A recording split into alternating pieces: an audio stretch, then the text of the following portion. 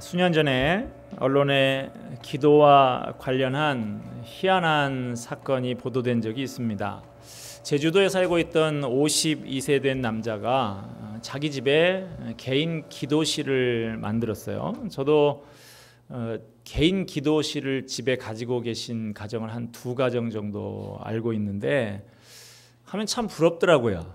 성경책 하나만 딱 상위에 펴져 있고 기도하는 그런 방을 집에 따로 가지고 있다.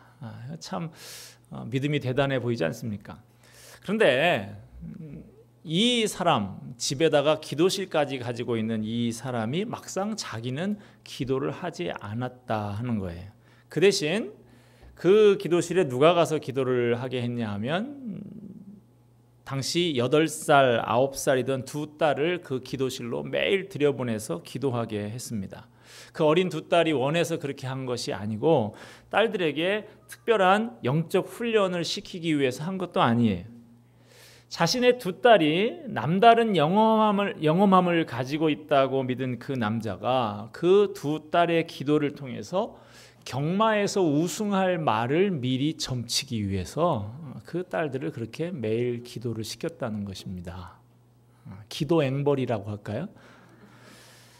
아버지의 강요에 따라서 10살도 되지 않은 어린 2딸이 매일 새벽부터 밤까지 하루에 7, 8시간씩을 우승 경주말을 알게 해달라고 그렇게 기도를 해야 됐고 우승말을 마치지 못하면 아버지로부터 심한 폭력을 당해야 했습니다. 5년 동안이나 계속해서 그런 생활을 했다고 하니까 그 어린 아이들이 당했을 그 상처, 이것을 생각하면 참 가슴이 아픕니다. 그러나 곰곰이 생각을 해보면 경마에서 우승할 말을 마치기 위해서 기도방을 만들고 어린 2딸을 기도를 강요했던 그 한심한 남자가 어쩌면 우리의 모습은 아닌가 하는 생각이 듭니다. 그 남자에게 기도라고 하는 것은 고작 우승말을 알아맞히기 위한 수단에 불과했습니다. 요행으로 우승을 마치면 그날 기도는 응답된 것이고 마치지 못하면 응답받지 못한 기도가 되는 것이죠. 그렇게 인간의 욕구를 성취하기 위한 수단에 불과한 것이 기도라고 하면은 그런 기도를 수십 년 해봐야 그 기도하는 사람의 삶이 거룩하게 변화될 리가 없는 것이죠. 여러분 어떻습니까? 우리의 기도를 한번 곰곰이 점검해 볼 필요가 있어요. 그 남자가 기도를 경마의 우승말을 마치기 위한 수단으로 삼았던 것처럼 또한 우리가 역시 기도를 우리가 목매고 있는 어떤 것을 얻기 위한 수단으로만 여기고 있는 것은 아닐까요? 입시철이 다가오니까 우리 아이 관악산에 있는 대학에 붙여주세요. 아니면 신촌이나 안암동이나 아니면 서울에 있는 대학에 최소한 붙여주세요. 그리고 우리 남편 건강해서 돈 많이 벌어오게 해주세요. 혹시 우리 기도가 이런 비슷한 것들에 그치고 있지는 않느냐 하는 것입니다. 그 남자와 우리 사이에 기도에 대한 태도의 본질적인 차이가 있습니까? 우리 기도에 응답해 주시지 않는다고 하나님께 원망하고 불평하는 우리나 우승말을 알아맞히지 못했다고 딸들에게 폭력을 행사한 그 한심한 남자나 하나님 보시기에는 별로 다를 바가 없는 것은 혹시 아닐까요? 이런 관점에서 오늘 본문에 나오는 사도들과 초대교회 성도들은 기도가 무엇인지 우리가 뭘 위해서 기도해야 할 것인지 분명히 일깨워주고 있습니다. 며칠 동안 투옥되어서 위협과 신문을 받던 사도 베드로와 요한이 풀려납니다. 본문 23절에 보면 석방이 되자마자 사도들은 지칠 대로 지친 몸을 먼저 추스려야 할 것 같은데 그렇게 하지 않았습니다. 동료에게 갔다 그랬어요. 그들의 석방을 위해서 간절히 기도하고 있던 동료 성도들이 모인 교회로 갔다라고 하는 이야기죠. 교회에 가서 뭘 했느냐? 제사장들과 장로들의 말을 다 고했다 그랬어요. 제사장들과 장로들이 그들의 생명을 위협하면서 예수의 이름으로 다시는 말하지 말라고 한 사실을 교인들에게 다 알렸습니다. 사실 이 험한 세상에서 믿음을 지키면서 산다고 하는 것, 그것은 전투에 가깝습니다. 믿지 않는 사람들이 훨씬 더 많은 이 세상에서 무너지지 않고 그리스도인으로서 절개를 지키며 정체성을 지키면서 한 주간을 살아내는 것이 얼마나 힘든지 몰라요. 그렇게 치열하게 일주일을 버티면서 살다가 일주일 만에 영적인 가족들을 만나면 더없이 반갑고 기쁜 것이죠. 말이 통하고 믿음이 통하고 그런 사람들을 만나서 대화하다 보면 숨통이 트이고 때로는 눈물이 왈칵 솟기도 하는 것이 정상인 것입니다. 이것이 믿음의 형제 자매들의 관계인 것이죠. 베드로와 요한은 비록 육체의 피로가 극에 달했지만 자신의 몸을 보살피거나 향후 대책회의를 갖는 것보다도 성도들과 한마음이 되어서 하나님 앞에 기도하는 것을 더 중요하게 생각했습니다. 여러분, 교회 오실 때 그냥 습관을 따라서 오늘도 또 일요일이 되었구나 그러고 교회에 오지 마시고 항상 교회에 올 때마다 이 사도들의 심정을 가지고 오실 수 있게 되기를 바랍니다. 사도들에게서 종교 권력자들에게 위협을 받았다라고 하는 보고를 다 들은 교인들은 위축된 것이 아니라 더 영적으로 각성해서 한 마음으로 하나님께 소리를 높여 기도하기 시작했습니다. 그런데 그 기도의 첫 마디가 뭡니까? 24절에 보면 대주제여 천지와 바다와 그 가운데 만물을 지은 이시오 그랬습니다. 하나님을 향해서 여러분 기도할 때 어떻게 기도하시나요? 보통 뭐 사랑의 하나님, 은혜의 하나님, 우리가 이렇게 기도하기 쉬운데 여기는 대주제여 그렇게 표현하고 있습니다. 이 대주제라고 하는 말은 헬라어로 원어로 하면 데스포테스라고 하는 말인데요. 노예제도가 있던 당시 돈을 주고 노예를 사서 이 노예 입장에서 자기 자신을 소유하고 있던 절대 권력을 휘두르고 있는 주인에게 쓰는 용어가 이 데스포테스라고 하는 말입니다. 오늘 본문에 초대교회 성도들이 풀려난 그 사도들에게서 그 생명의 위협을 받은 보고를 듣고 한 마음으로 하나님 앞에 소리를 높여 기도하는데 그 첫 마디가 대주제여였습니다. 이 말에는 이런 뜻이 담겨 있습니다. 당시 로마 정부를 등에 업은 종교 지도자들이 권력을 가지고 아무리 윽박질러도 우리에게는 로마 황제와는 비교도 할 수 없는 절대적인 주인이신 하나님이 계시다 이거예요. 올바른 기도는 하나님에 대한 올바른 인식으로부터 시작이 됩니다. 험악한 세상을 살아가다 보면 자칫 아주 편협해지기가 쉽습니다. 눈앞에 내가 가지고 있는 당면한 이 문제밖에 아무것도 안 보이는 거예요. 내 문제가 이 세상에서 가장 심각한 문제 같아요. 그러나 여러분 잠시 그 문제에서 한 발짝 물러서서 천지를 만드신 대주제이신 하나님을 묵상해 보시기를 바랍니다. 내가 가진 그 문제보다 하나님께서는 훨씬 더 크신 하나님이십니다. 삶의 현장을 살아가면서 수많은 선택의 순간, 갈등의 순간들이 부딪힐 때마다 우리에게 초대교회 그 성도들과 사도들처럼 대주제여 하는 고백이 있기를 바랍니다. 우리에게는 대주제가 계십니다. 온 천하 만물을 창조하시고 만물에 대한 절대 주권을 움켜쥐고 계신 하나님이 계십니다.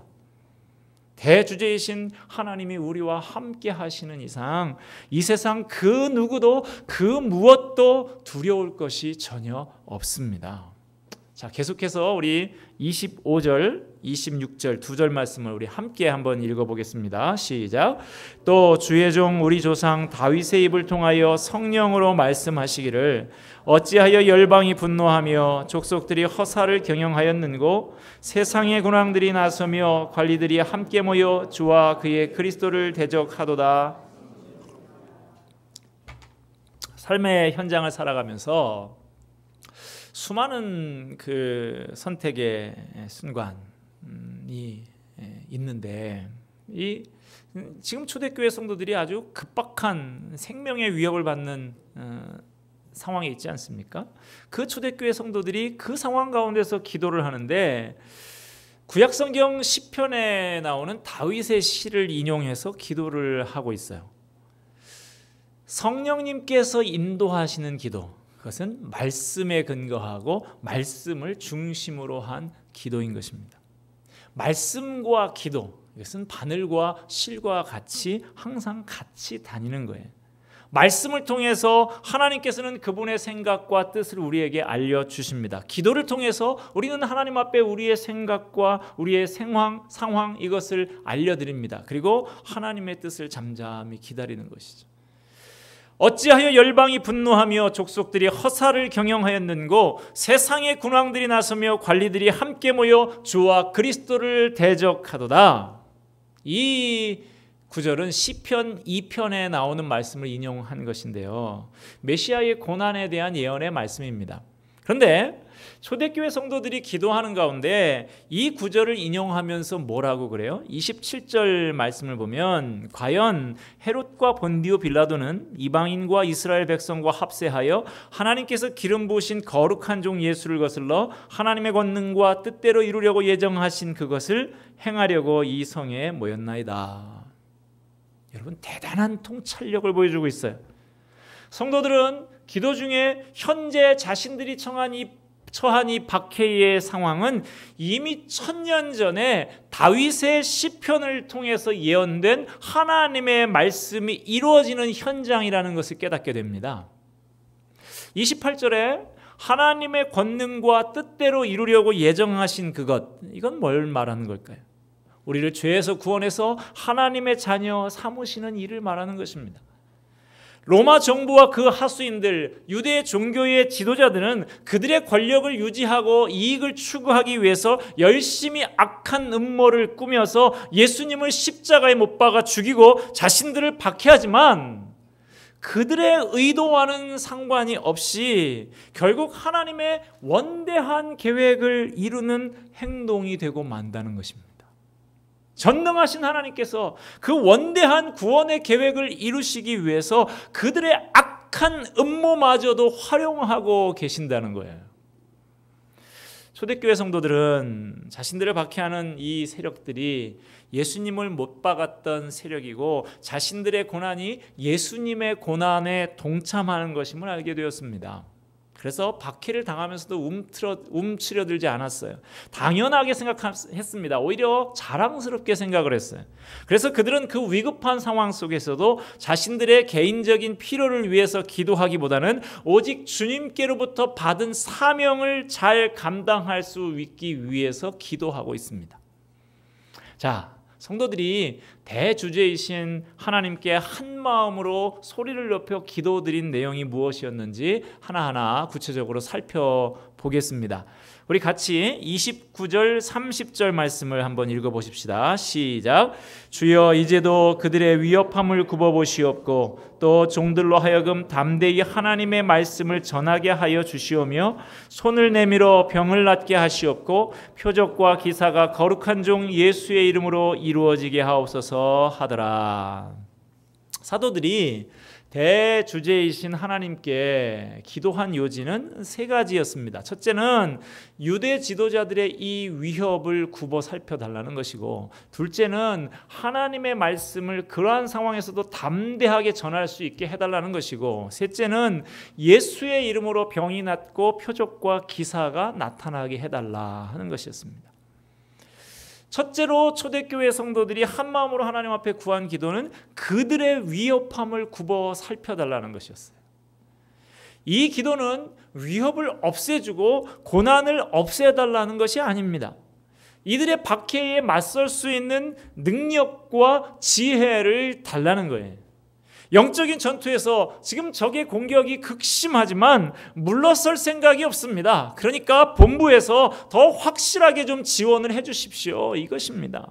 그들이 저리 저렇게 극악무도하게 날뛰는 것 때문에 주저하지 않도록 우리를 기억하시고 붙잡아 주세요. 바로 이런 기도입니다.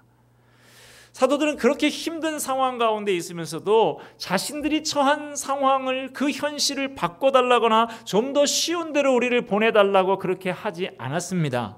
오히려 하나님께 이 힘든 상황을 뚫고 이겨낼 수 있는 능력을 구했습니다. 도피하는 게 아니라 이겨낼 수 있게 해달라고 기도했어요. 여기서 우리가 기억해야 할 것이 있습니다. 한국 기독교가 이제 130년이 선교 130년이 됐는데요. 한국의 토속적인 샤머니즘적인 문화의 영향, 또 배금주의, 물질 만능주의적인 상향이 그런 사상이 섞여서 복음이 너무나 혼탁하게 되어버렸습니다. 그래서 복음이 약속하는 것이 마치 이 땅에서 잘 먹고 잘 사는 것인 것처럼 잘못 가르치는 경우가 있어요. 그러나 복음은 이 땅의 물질적인 축복을 궁극적인 목적이라고 그렇게 제시하지 않습니다. 그보다 더 높은 차원을 이야기하고 있어요. 여러분, 예수를 믿든지 안 믿든지 똑같이 암도 걸립니다. 교통사고도 납니다. 부도도 맞습니다. 다 똑같이 겪어요. 그런데 차이가 있어요. 어떤 차이가 있습니까? 예수 안 믿는 사람들은 궁극적인 목적이 이 땅에 있기 때문에 이 땅의 것들이 있으면 행복하고 그것들이 사라지는 순간 그 행복도 같이 사라져버립니다. 그러나 신자들은 고난과 어려움을 겪어도 그 의미의 차원이 다릅니다. 예를 들어서 국가대표 선수들을 선수촌에다 불러놓고 합숙훈련을 시키죠. 어떻게 시킵니까? 푹 자고 한 낮 12시나 이때쯤 되어서 나와서 슬슬 운동하다가 들어가서 자라고 그렇게 하는 법은 없습니다. 새벽부터 깨웁니다. 그래서 하루 종일 가만히 놔두지를 않아요. 숨이 턱에 차고 입에 단내가 나도록 하루 종일 돌리고 또 돌립니다. 그렇지만 그것은 벌이 아니죠. 다른 사람들은 그 자리에 가고 싶어도 가지 못합니다. 다른 사람들은 함부로 끼워주지 않는 국가대표 선수들에게만 주어지는 특권이요 영광인 것입니다. 그런데도 힘이 들어요. 우리 그리스도인들이 하나님 앞에 부름받은 것은 이 땅의 안락함이나 즐기라고 부름받은 것이 아닙니다. 그보다 더 가치 있는 목표, 하나님의 거룩한 형상이 만들어지기까지 우리를 자꾸만 깎고 후벼 파고 다듬어 가시는 거예요. 그래서 예수 믿는 삶은 어떤 면에서는 고달픈 삶입니다. 하나님이 우리 멋대로 살도록 우리를 그냥 내버려 두지를 않으시는 거예요. 흙장난을 하면서 그렇게 구정물에서 뛰어놀다가 꼬질꼬질하게 떼낀 아이를 엄마가 욕실에 목욕탕에 데려가서 홀딱 벗겨놓고 어떻게 합니까? 때밀이 타월로 때를 미는 것하고 같아요. 쓰라립니다. 아픕니다. 아이가 죽는다고 비명을 지르고 살려달라고 합니다.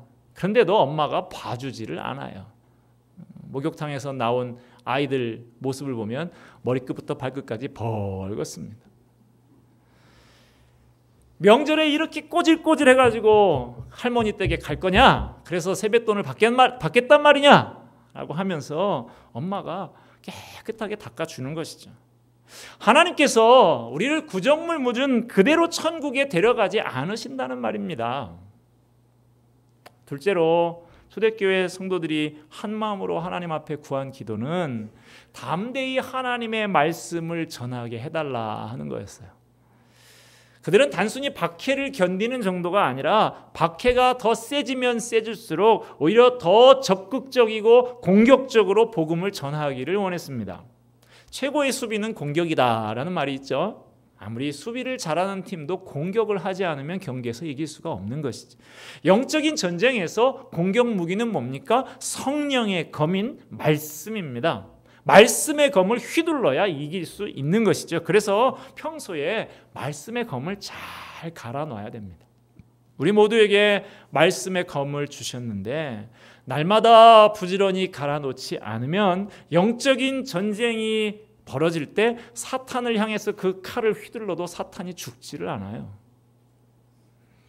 검의 날이 무뎌져 있기 때문이죠. 다 녹이 슬어 있기 때문이죠. 때로는 부서져 있기 때문이죠.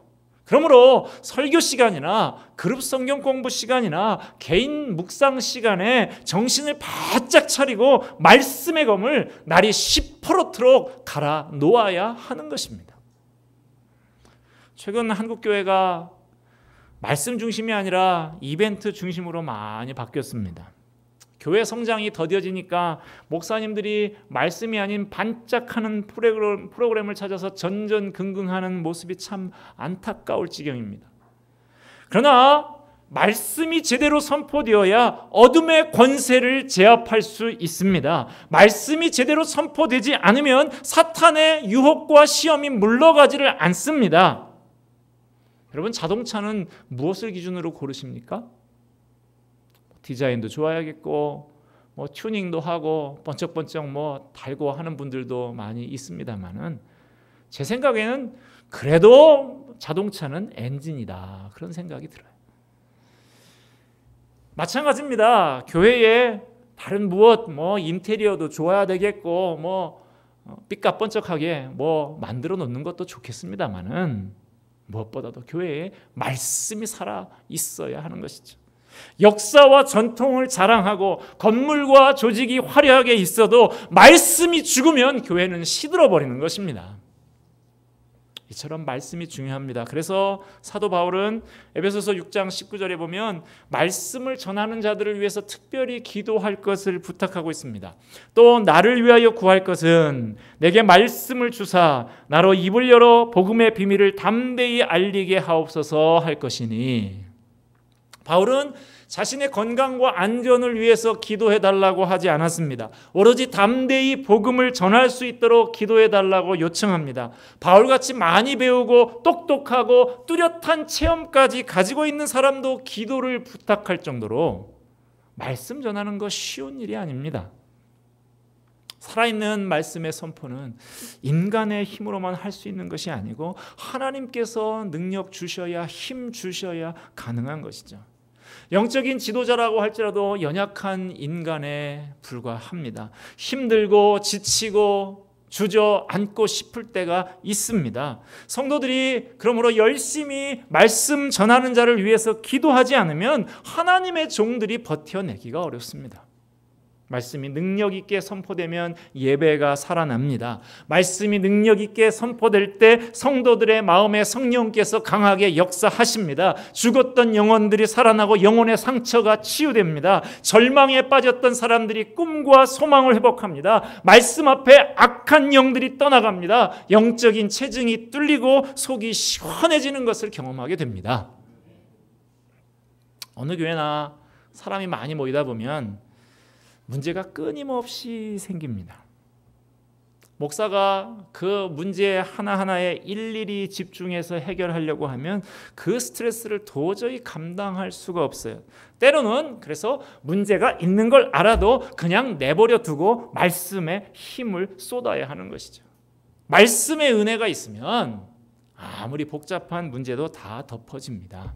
그러므로 잡다한 문제들을 해결하는 데에 동분서주하면서 힘을 쏟기보다 말씀을 전하는 데에 집중해서 능력 있는 말씀을 전할 수 있도록 힘을 모아서 한 마음으로 기도해야 하는 것입니다. 초대교회 성도들은 한 마음으로 하나님 앞에 기도했습니다. 이 고난과 생명의 위협으로 인해서 이 진리를 이미 알고 있는 내가 입 다물고 주저앉아 있지 않도록 담대하게 하여 주시옵소서. 돈 잘 벌게 해주세요. 아이 좋은 학교에 붙여주세요. 이런 것 아니었습니다. 셋째로 초대교회 성도들이 한마음으로 하나님 앞에 구한 기도는 예수의 이름으로 병이 낫고 표적과 기사가 나타나게 해달라는 것이었습니다. 안진뱅이의 치유 기적이 수많은 영혼들이 구원받게 하는 계기로 이어진 것처럼 초대교회가 태동하던 이 무렵에는 하나님의 능력을 모든 사람들이 눈으로 볼 수 있도록 시위하는 이런 기적적인 사건들이 계속 필요했습니다. 박해하는 사람들이라 할지라도 부인할 수 없는 눈에 보이는 증거가 필요했다는 것이죠. 그러나 기적이 일어나는 것도 필요하지만 그 이상으로 중요한 것은 그 기적들이 예수님의 이름으로 이루어지는 거였어요. 사람들은 잠시 하나님 앞에 쓰이는 도구에 불과합니다. 예수님을 팔아서 사람이 스타가 되어서는 안 되는 것이죠. 초대교회 지도자들과 성도들은 인간이 영광을 받지 않도록 예수님의 이름으로 이런 일들이 이루어지게 하옵소서라고 항상 간절히 기도했던 것입니다. 기적을 구하면서도 예수님의 이름이 전파되기 위해서 구했던 것입니다. 이들이 이렇게 한 마음으로 하나님께 소리를 높여서 간절히 부르짖어 기도하기를 마쳤을 때 그 결과를 오늘 본문 31절, 오늘 우리가 읽은 본문 마지막 절 말씀이 밝혀주고 있습니다. 다 같이 읽습니다. 빌기를 다하매 모인 곳이 진동하더니 무리가 다 성령이 충만하여 담대히 하나님의 말씀을 전하니라. 그들의 기도가 끝나자 그들이 모여있던 곳이 진동했다 그랬어요. 이 진동했다라는 헬라어 단어가 살류오라고 하는 말인데, 이 단어는 어디에서 온 것이냐면 바다에 큰 파도가 몰라오는 그 큰 파도, 이것을 살로스라고 하는데 거기에서부터 나온 단어라고 그래요. 기도를 통해서 천지의 대주제이신 하나님께 자신의 삶을 온전히 의탁한 성도들에게 하나님으로부터 파도가 몰려온 거예요. 은혜의 파도가 몰려오고 생명의 파도가 몰려오고 능력의 파도가 넘실거리면서 몰려왔다는 것입니다. 하나님의 능력의 손길이 그들의 상황 가운데 임하기 시작했다라고 하는 것입니다. 잊지 마시길 바랍니다. 사도들과 성도들이 기도했다고 그들을 둘러싸고 있었던 가난과 박해와 위협이 사라졌다는 말이 이 사도행전을 아무리 찾아봐도 나오지 않습니다. 그들이 기도했지만 그들은 여전히 가난했습니다. 그들이 한 마음으로 간구했지만 그들을 위협하던 대적들은 여전히 도처에 도사리고 호시탐탐 그들을 위협하고 있었습니다. 그들이 기도했다고 상황이 눈에 띄게 좋아진 건 아무것도 없었어요. 기도하기 전이나 기도한 후에나 처한 상황은 그대로였습니다. 그러나 그들이 천지의 대주제이신 하나님께 기도하는 한 그들을 둘러싸고 있는 부정적인 상황은 더 이상 문제가 되지 못했습니다. 가난도 핍박도 환난도 결코 믿음의 길을 가는 그들의 발목을 붙들고 있지 못했습니다. 오히려 그들을 둘러싸고 있는 그 어려운 현실은 그들로 하여금 하나님과 더욱더 동참하게 하는 은총이었습니다. 대주제이신 하나님께서 그들이 처한 이 어려운 상황 속에서 그들을 정금처럼 새롭게 빚어주셨기 때문입니다. 기도할 때 그들의 상황은 그대로였지만 그 상황을 맞는 그들의 심령과 삶 속에 하나님의 은혜와 생명과 능력의 파도가 넘실거렸습니다.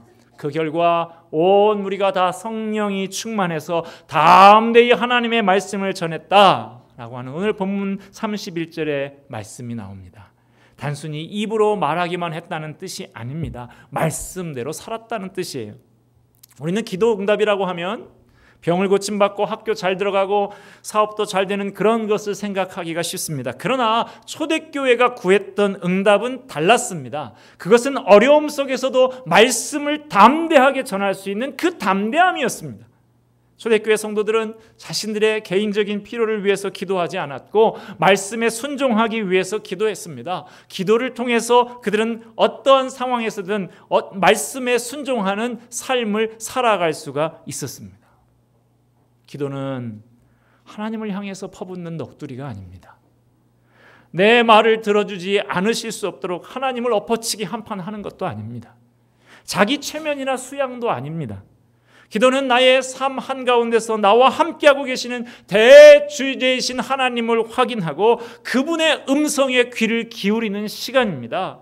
유한하고 유치한 내 생각을 다 내려놓고 내 생각과는 차원이 다르게 높으신 하나님의 뜻과 말씀에 순종하는 결단입니다. 기도는 하나님의 말씀에 순종함으로 모든 것을 책임져 주시는 하나님의 은혜와 생명과 능력의 파도를 체험하는 출발점인 것입니다. 대주제이신 하나님께서 지금도 우리와 함께 계십니다. 그분께서 주신 상황이 내 계획이나 내 예상과 어긋난다고 회피하지 마시기 바랍니다. 바로 그 상황 속에서 하나님의 말씀에 순종하기 위해서 하나님께서 부여하신 사명, 그것을 완수하기 위해서 기도하시기 바랍니다. 그때 우리의 심령 속에 하나님께로부터 밀려오는 그 은혜와 생명과 능력의 파도가 넘쳐나게 될 것입니다. 그 파도의 물결로 인해서 우리는 진정한 말씀의 사람으로 아름답게 다듬어질 것입니다. 기도하겠습니다.